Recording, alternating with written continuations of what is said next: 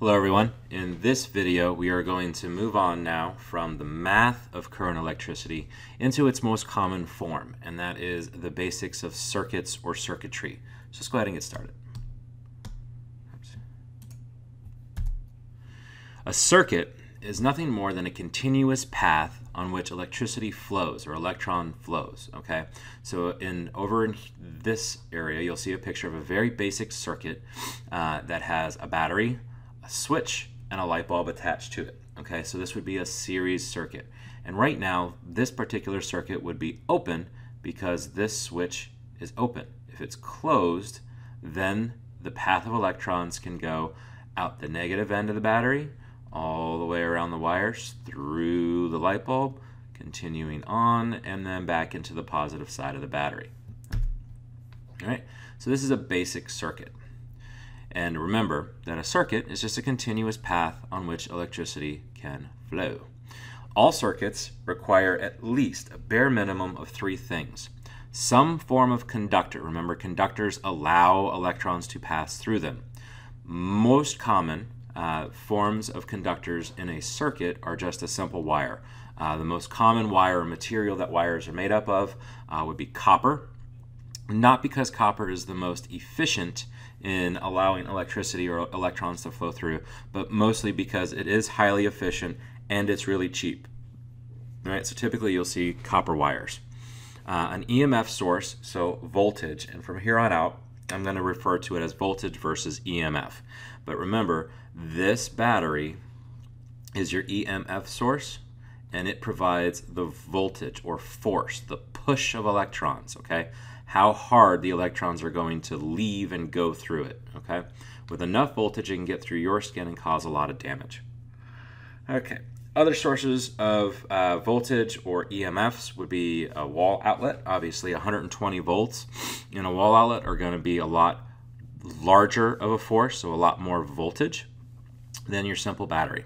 And finally, the entire point of doing a circuit, and that is introducing a resistor. Okay? Without a resistor, you have a short circuit. So you're just going to empty out a whole bunch of electrons. It's going to go around, travel around the wires or the conductors, and then it's going to enter back to the battery. But it's not going to have any work. There's not going to be any point. So adding that resistor to your circuit is the point of doing the circuit. So for example, we have a light bulb in this circuit. That's the resistor. That's the point of doing this. We want to have light. Okay? So this EMF source could be a wall outlet if you wanted it to be. And then this would be your typical standard light switch. On the closed position or the open position, meaning off. So if it's in the open position, which it is right now, it's considered off. The light's not going to glow. If I close this switch, meaning I flip it up in most cases, I turn on the light, I close the switch, and that allows the electrons to flow all the way through it, and the light bulb lights up. Okay. Another example of a common resistor would be a toaster. And what a toaster does is it, just like all resistors, slows down the flow of electrons from the conductor so that it can do some form of work. And typically that means using some of the energy of the electrons passing through it and getting some form of byproduct. With a light bulb, the byproduct is light. Okay? In a toaster, the byproduct is heat. That heat, the slowing of electrons, creates and generates heat, which allows your bread to become toasted. Now, there are other ways to toast a piece of bread. You could put it on a stick and toast it over an open flame, but that's tedious and somewhat dangerous, especially when compared to doing it in a toaster. Okay? So one of the reasons of creating these circuits is for efficiency. Now, energy from electrons is transferred to the resistor. It does work in the resistor, and then it continues on its path down. Okay? So the more resistors you have, depending on what type of circuit it is quite possible that your current slows down, and we'll talk about which type of circuit that is in just a second. All right? Now, make sure that you know that every circuit needs some form of resistance, or you create what's called a short circuit, and that's bad. That'll drain your batteries within a couple of minutes. All right? So you have to have some form of resistance. Now, circuitry is nothing more. A lot of stuff that we'll talk about are schematic diagrams. And an example of a schematic diagram is this simple circuit that we've looked at on the last slide. All right? And these diagrams are used to show the flow of energy. Now, there are universal symbols used for all of these circuit diagrams, okay? And it kind of makes sense. If you have modern manufacturing practices in place, more than likely you are going to have a design for some widget or new piece of technology or new circuit in one area, say the United States. And then you're going to have possibly a manufacturer that is building a component of your new widget in India. And they're going to have to be able to read your circuits. Well, if you write this all in English, there's a good chance that the factory workers in India that are going to assemble the circuits or the portion of the circuits are not going to be able to read English. Same thing as if another component is built in China, in the factories in China. They may not be able to read English or whatever native language that the initial design was done in. Okay, could have been Norway, and then who reads Norwegian, or I guess it's Scandinavian. So engineers devised a set of universal symbols to be used for all circuitries, okay? Just like we have in our own lives. So if you have ever traveled in an airport, whether it's a foreign or domestic airport, this is a suitcase, right? We can all tell that that's a suitcase, which means baggage claim is this way. We all know that that means first aid, and we all know that that means no smoking, okay? You don't need words. Remember that old phrase, pictures are worth 1,000 words, and sometimes it's necessary. So let's look at some of the most common universal symbols for circuitry. You need to make sure you understand this. You need to make sure that you memorize these because you will be required to use them, both on tests, quizzes, and assignments. All right, you are going to have to be able to read what these symbols are and understand what they are, and potentially say draw a circuit in parallel with 3 light bulbs in it. All right, so you're going to have to be able to pick which resistor is right. You're going to have to pick the conductor. You're going to have to pick the correct EMF source. So you might as well start memorizing this chart that I've provided for you, and I will go through them one by one. So the wire is nothing more than represented by a simple line, okay? A line that is typically at a right angle. Now, obviously, most circuits are not done in right angles, especially depending on the design that we're going for. However, back in the day when the initial circuits drawings were created, they were on very old computers that could not draw curves. So sort of tradition speaks that you are writing your circuits at right angles. Okay. The next one is the EMF source. That is this guy. Now, most EMF sources you don't have to write the positive end and the negative end. Okay, the drawing does that for you.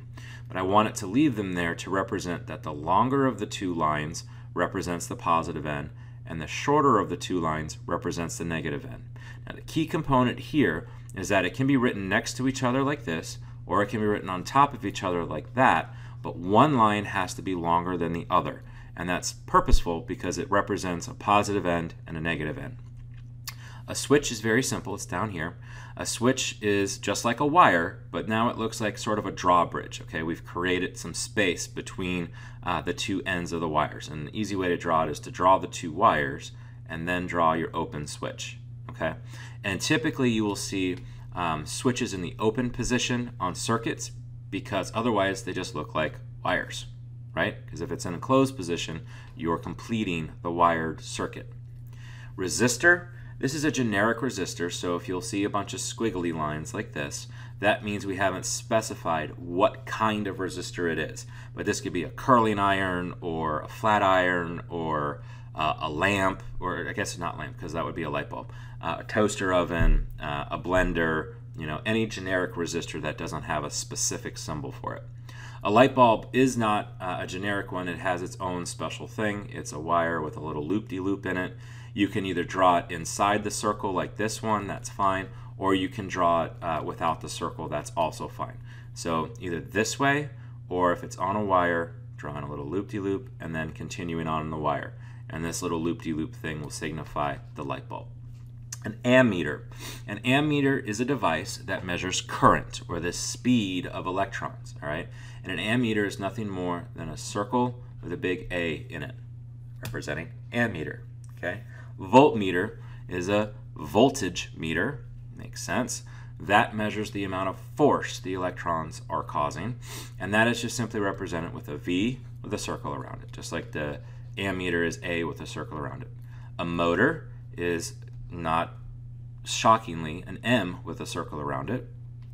A fuse is nothing more than a squiggly line. We'll talk about what fuses are. Now you may see them, you may see it either without the circle or you may see it within a circle, like that. Okay, either one is fine for me.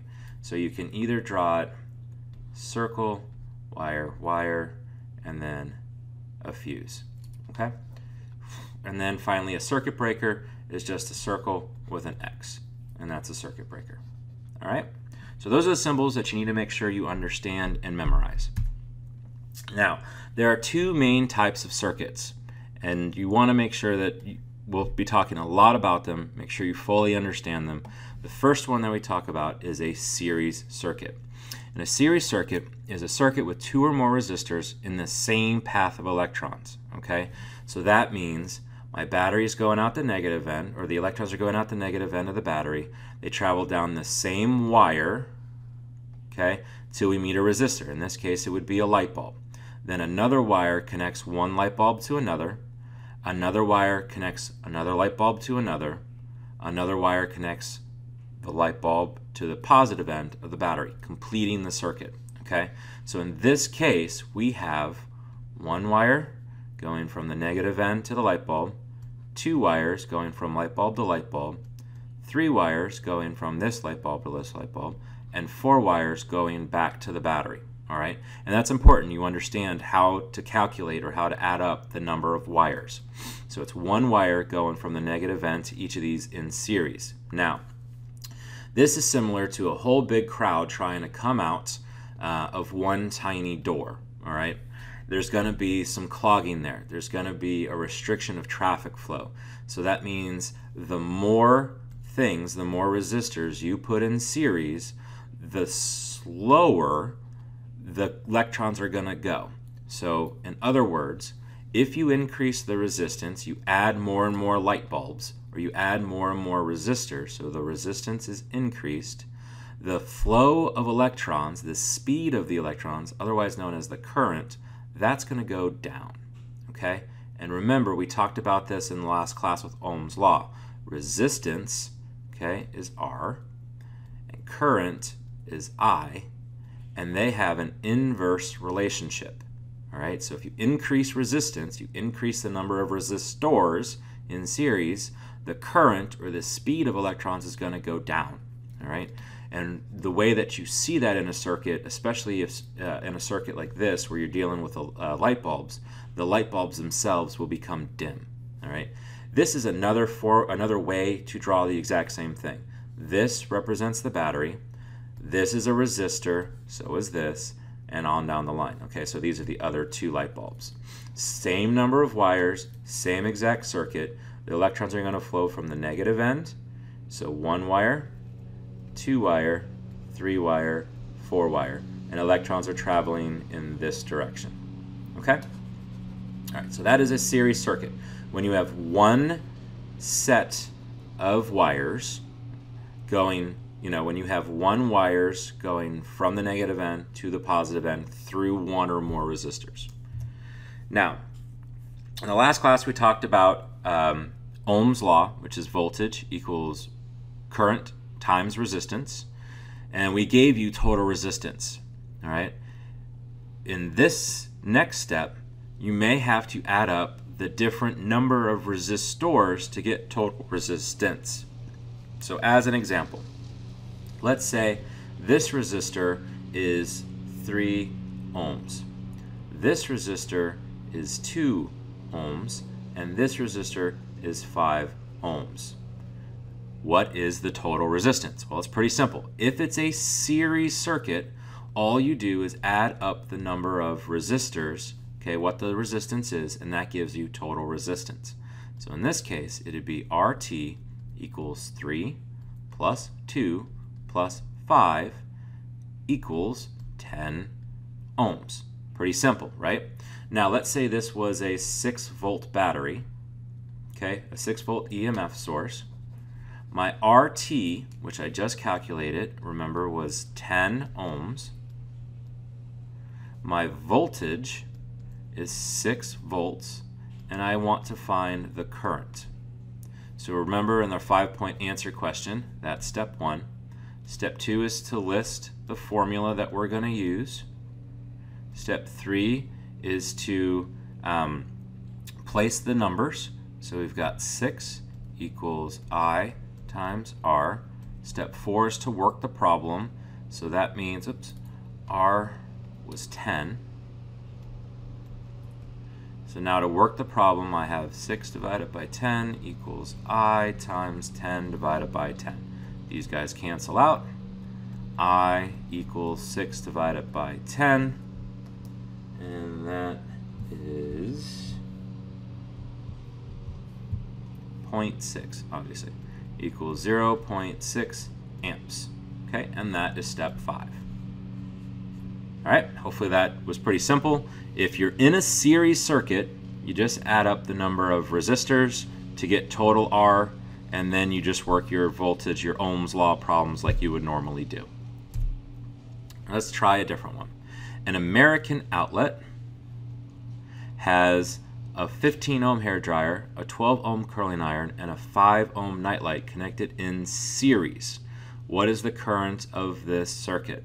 All right, so I know I want to have RT because I'm going to have, I saw that I had multiple ohms, so that's 15 ohms plus 12 ohms plus 5 ohms equals, what is that, 32, I think.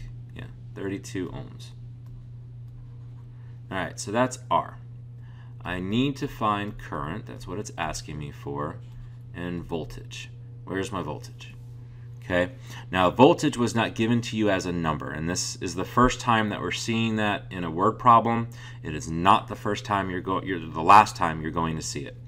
When we say an American outlet, that actually tells us the voltage.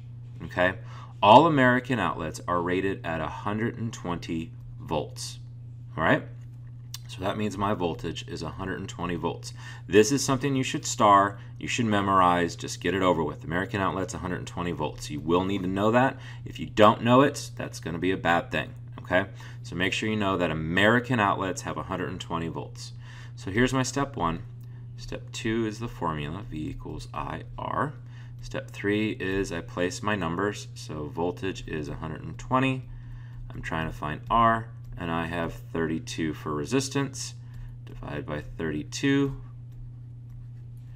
Okay, so that step 4 is to work out the problem. I equals, I think it's 4.1 divided by 382 is 3.8 amps. Okay? Yep. Now, if you calculate 120 divided by 32, you will get 3.75. In our class, we round to the 10th place. Okay, so for all of our entire physics unit, we are going to round to the 10th place. So make sure that you're rounding to that. This is the correct answer because it's rounded to the 10th place. Okay, so that is the current of that circuit. Now, we've covered series. Now we need to cover parallel. And parallel circuits are a little different than series. Before, all of the resistors would be on the one set of wires. All right, so typically you're only going to have you will have a smaller number of wires on a series circuit than you do on a parallel circuit. And we'll always tell you which type of circuit you're dealing with. All right, so what a parallel circuit means is that it's a circuit with 2 or more resistors on 2 or more paths of electrons. Now let me show you what that means. So I start here out of my negative side. Here's one path. It goes down, up through this resistor, and then back to the battery. That's one path, okay? Here's again. Now I'm going down and up through this resistor, coming back around and going back to the battery. that's 2 paths. And then here again, get down and around, up through resistor 3, there's 3 paths, okay?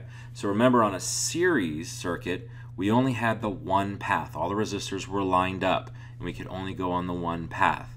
Parallel circuits allow multiple paths. So in a series circuit, because everything's sitting on the one path, if it's a Christmas light, and one light bulb goes out on the string, all the bulbs go out. If it's a parallel circuit, like what we have here, if you pull one light bulb out, so let's say I get rid of that light bulb, all right, the other 2 light bulbs in this strand will still work because they still have their own paths back to the battery. Make sense? Hopefully it does. Okay. Now, series circuits showed that if we increased resistance, the circuit or the current decreased. Parallel circuits are the opposite, all right? Because we have multiple paths, we are lowering the amount of resistance. So resistance, oops. What is that? Pen, red.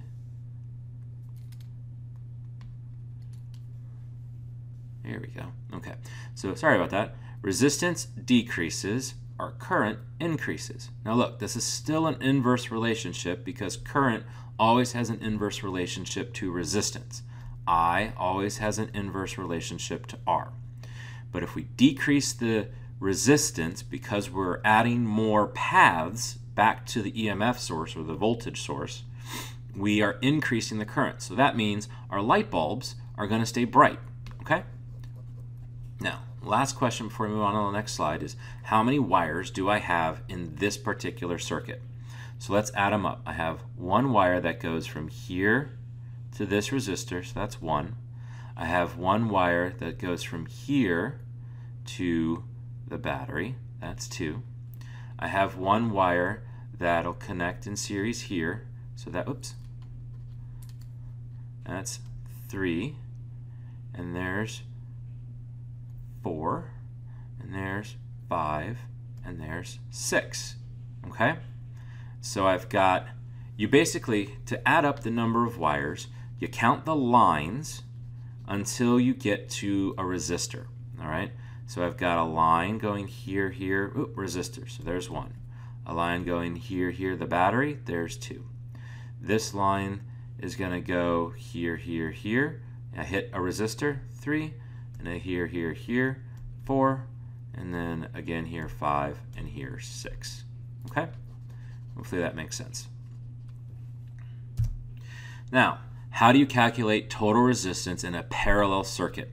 Because these guys are parallel to each other and not in series, we just can't add up the number of resistors in it, just like we did in series. So we have to do the inverse of it, all right? Because parallel is basically the inverse of a circuit. So an inverse is fractions.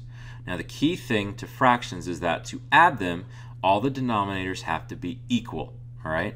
And then remember that we have to put all of the resistors over 1 to start with. We're also putting RT over 1. So before we can calculate total resistance, we have to flip it, all right? And I'll show you what that means here with this example. So let's look at, we have 3 5-ohm light bulbs. So that means I have an EMF source,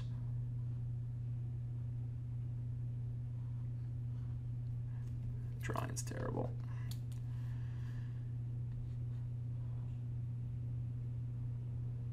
That's better. There's 1 light bulb. There's 2 light bulbs.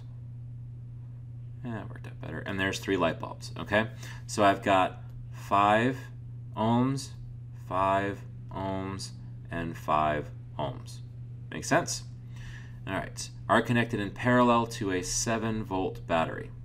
What is the total resistance and the current of this system? So let's work out total resistance first.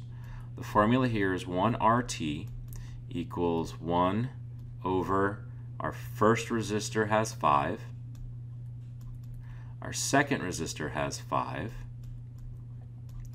and our third resistor has 5. Okay? Now it just so happens that in this case, all the denominators match. If it didn't, we would have to make them match, okay? So let's say this was, I don't know, let's say this one was 2 ohms. So then our starting point would be 1/5 plus 1 over 2 plus 1/5. To make that work, we would have to make this 10. So we would go 2/10 plus 5/10 plus 2/10. And hopefully that's not too confusing. Then we can add those together. All right. You have to get these denominators to be the same before you can add them. Now, luckily for our example, they do. So all I have to do is add up the numerators. So I've got 1 over RT equals 3 over 5. Now I don't want 1 over RT. I want RT. So I have to flip both of these. So RT equals 5 over 3. And that is, I think it's 1.7. Yeah, it's 1.7 ohms for total resistance. Okay, so my voltage is 7.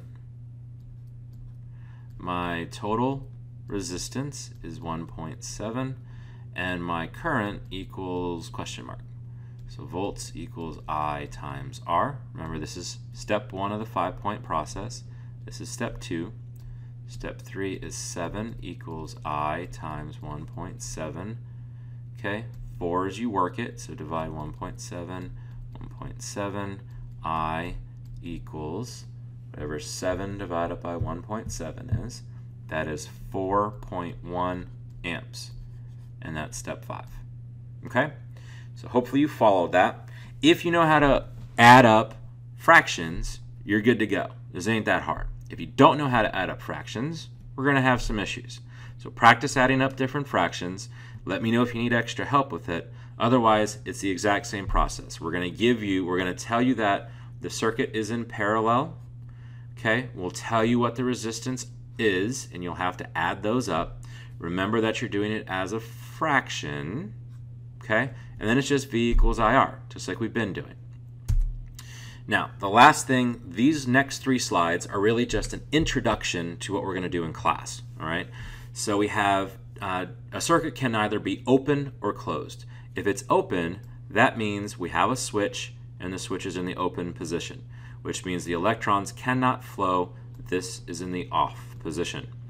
If we have a closed circuit, okay, now we have an on situation because the electrons can flow. And that's what a closed circuit looks like. Open, there's air. Remember, air is a great insulator. The electrons can't get through it, so it's off. A switch is just something that we can reuse over and over again, just like a light switch in your wall that breaks the circuit. If the light switch is down in the off position, the circuit is open. Okay? If we turn the light switch up, meaning we turn on the lights, we are closing the circuit. We then have things in our house, as long as the house has been upgraded since the 1950s, we will have a circuit breaker box. Now remember, circuit breakers look like that, okay? And it's a reusable thing, or a reusable device, that if there's an overload of current, meaning the speed is too much, a switch gets flipped, all right, based off of the ammeter that it's looking at, and the circuit becomes open. It breaks the path. Electrons can't flow anymore. It saves your electronic devices. An older version of that, and what you see still a lot in cars, oops, that's a bad version of that. Wire, and then we have a fuse, okay? And that'll be a fuse. And a fuse is typically made up in the middle, in this section, will typically be a very thin piece of metal. And if too much current flows through it, that metal gets broken. All right, and that opens the circuit, breaks the path of electrons. Now a fuse, if you see a test question, what's the difference between a circuit breaker and a fuse? They do the exact same thing. The big difference is that a circuit breaker is reusable, a fuse is not. So you will have to replace the fuse. The circuit breaker, you just have to go downstairs and flip the switch back. All right. Now we talked about ammeters just a little bit in the symbols portion of this. That is what an ammeter looks like. It measures current So the speed of electrons, and typically it measures in milliamps, okay?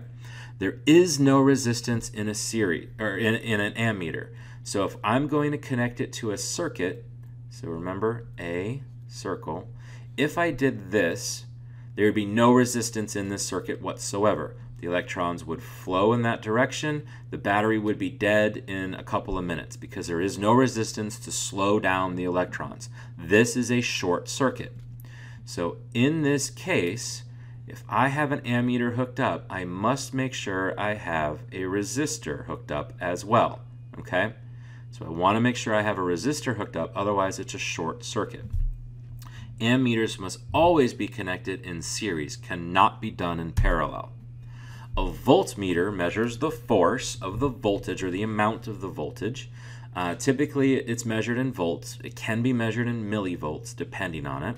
It carries a lot of resistance, okay? So it would really mess up your circuit if you connected it like this. If we had, here's our EMF source, here's our voltmeter, and then here's our resistor. If it was set up in series, our resistor would not function normally because the electrons would be slowed down so much by the voltmeter. So to properly set up a voltmeter, we want to set it up in parallel. Okay, so voltmeter, back to the EMF source, followed by my resistor, and you can have multiple resistors if you want it to. Okay, so the voltmeter needs to be set up in a parallel circuit to work because it has a lot of resistance. Voltmeter is opposite of an ammeter. All right, and that's it. Your video secret number today is 11. That was a really long video. I'm going to stop it here. Have fun with your questions.